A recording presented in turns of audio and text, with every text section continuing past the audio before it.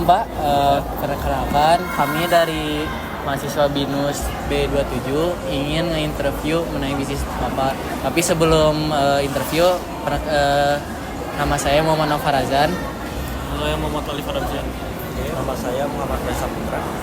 Nah, kali ini mau nanya kalau mengenai bisnis Bapak ini apa ya latar belakangnya? Latar belakang bisnis kita itu perusahaan bubble tea. Nah, kita berdiri di tahun 2011 untuk di Indonesia. Nah, store pertama kita ada di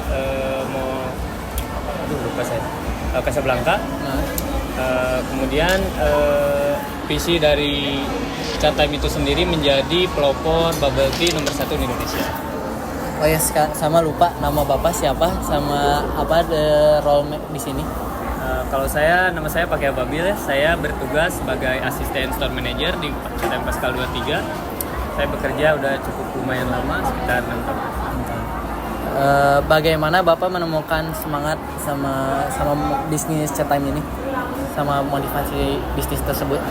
Kalau semangat dalam bekerja itu saya harus selalu ya kalau semangat. Yang pertama itu semangat itu sebuah keputusan. Bahagia itu sebuah keputusan. Nah, kalau misalkan kita ingin timbul semangat bekerja, itu pertama harus timbulin dulu rasa bahagia, memutuskan untuk berbahagia di hari itu.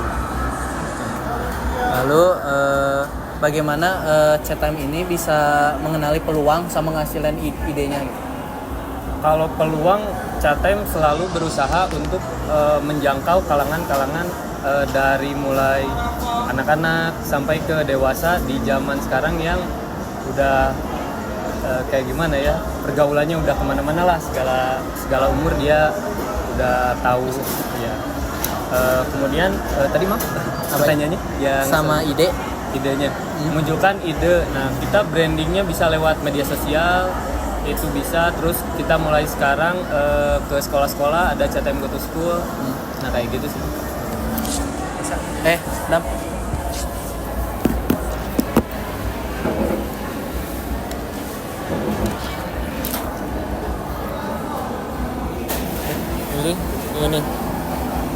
Ini.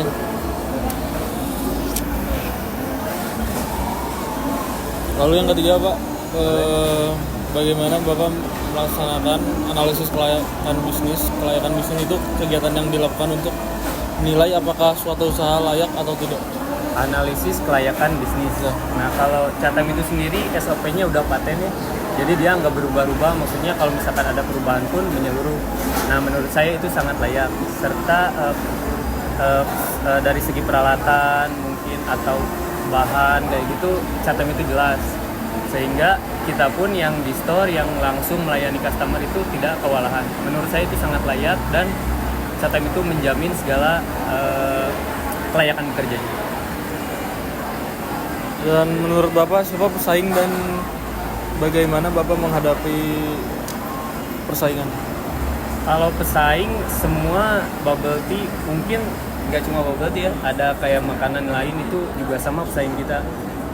Kita mengantisipasi pesaingnya itu lebih ke branding sih, lebih kuatnya ke branding, ke promo, lalu lebih ke service. Nah, kalau service itu kita diutamain nomor 1 sama promo sih. Lalu bagaimana cara mengukur kesuksesan bisnis dan mengidentifikasikan area yang perlu ditingkatkan lagi?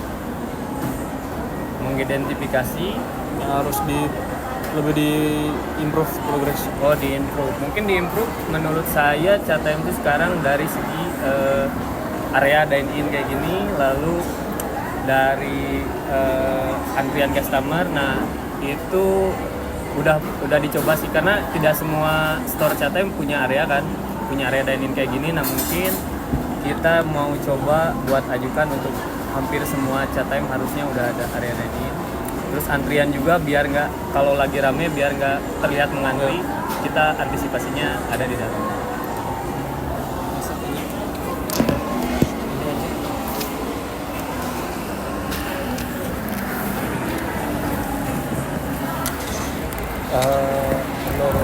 Apa yang Bapak lakukan jika terjadi kenaikan harga pada bahan dasar dagangan? Kalau kenaikan bahan dasar itu kita tidak berpengaruh ya sebagai yang in charge di store. Nah itu mungkin urusan perusahaan. Nah kita sebagai orang yang langsung berhadapan dengan customer itu kita menginfokan dengan memberikan layout menu yang baru, menu table yang baru untuk kenaikan harga, lalu diberikan alasan kenapa kenaikan harga dilakukan, lalu kenaikan di ojol pun ada. Nah itu kita infokan sih selalu ke customernya baik di ojol maupun di langsung. Bagaimana Bapak dapat mengembangkan menu yang menarik dan beragam untuk menarik pelanggan? Untuk menu yang menarik itu kita sajikan ya, paling kalau di menu yang menarik sih kita rekomendasi biasanya. Ya rekomendasi melihat misalkan dari segi customernya nih untuk cuaca hari ini lagi panas, nah lebih ke rekomendasi sih.